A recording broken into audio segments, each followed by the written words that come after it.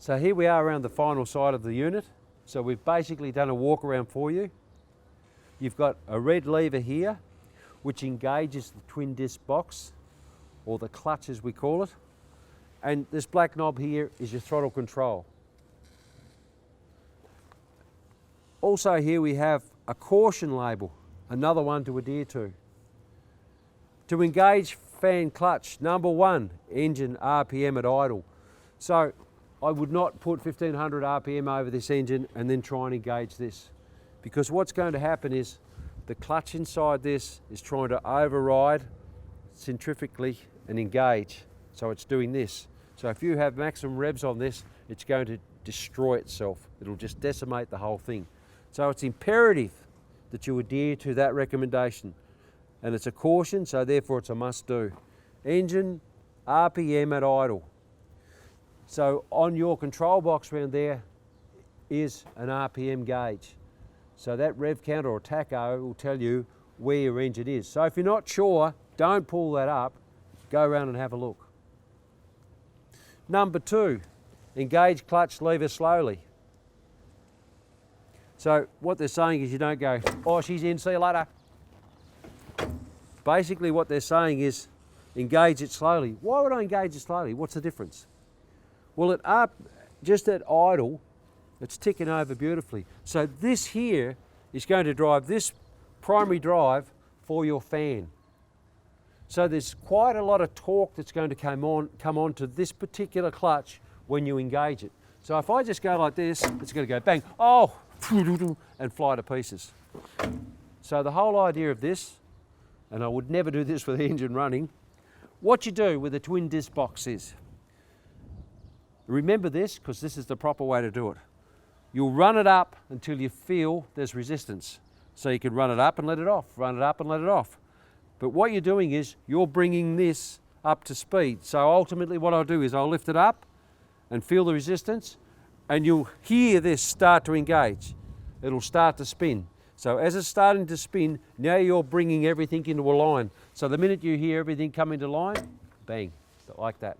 So what I don't want you to do is go zoom, zoom, zoom, pull it into gear. All you need to do is bring it up, feel the resistance, watch your pulleys, watch the pulleys, watch the pulleys. They're up to speed, up to engine speed, clock it in. Now, having said that, is when I bring the revs up now to 1600 revs. So this engine here is going to run at 1600 revs all day. But now it's up on 1600 revs. It's just as important on the 1600 revs on the engaged side that you don't at 1600 revs go, time to go home, because that's just gone, oof. So all that inertia, all that torque has got to have somewhere to go. You've just let it go in such a way that the whole thing's just gone, whoa. And it can actually collapse like that, exactly like that. So with that engaged and those revs on, before I remove this lever out of engagement, I'll back the revs off, and you'll hear the engine revs, the RPM dropping slowly, and you'll know that when you turn that so far, it doesn't turn anymore, and ultimately it doesn't adjust the revs anymore.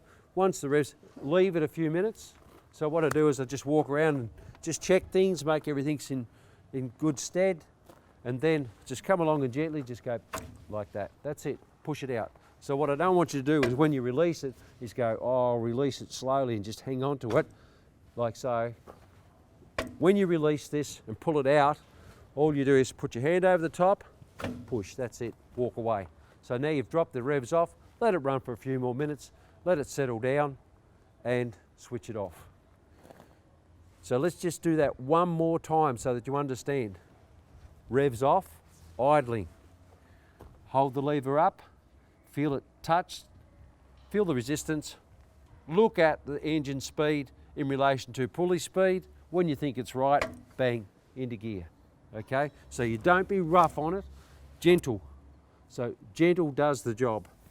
Then increase your revs, 1600 revs. How many 1600 revs?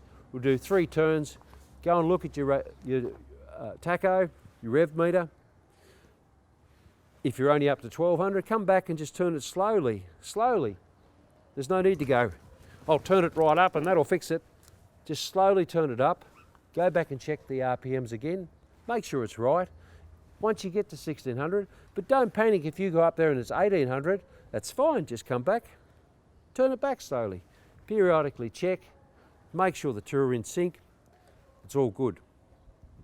So now that we've got the thing running, at 1600 RPM, goes all day. It's all good.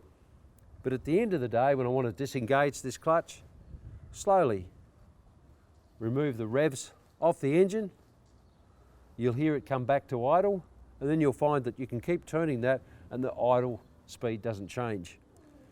So once there's no change in turning this counterclockwise, all I do is put my weight over the handle, disengage. That's it. So remember that. So what else have we got written here? When clutch is engaged, increase engine revs slowly. We've mentioned that. It's always slowly. Never just come along and wind the thing up because it's all got to catch up. The other thing is failure to follow this instruction will cause belt damage. Not only belt damage because the belts will slip when they're trying to keep up with the inertia that you've just increased on the pulley, but also too, this poor little twin disc box is going. So it's always slow, not too many revs, and gentle on this. And you'll have trouble-free operation of this particular piece of equipment. To be quite honest with you, this is all our call-outs here. It's because people don't read this, don't understand it, don't comprehend it, and don't coincide and abide with the rules and regulations in relation to this piece of equipment here. So this is a contentious issue in relation to operation. If you follow what I've just described, you won't have any problems. It's when you ignore that, have full revs on it and try and engage this sort of thing, or you're rough on it, you're really just asking for trouble. And ultimately, when we come to site to repair this, the minute we start pulling to pieces, the damage tells the story and we know what you've done. So whilst the machine's now null and void because someone's been rough on it, you don't have a dust collector until it's repaired. So if you follow that procedure, it'll all be good.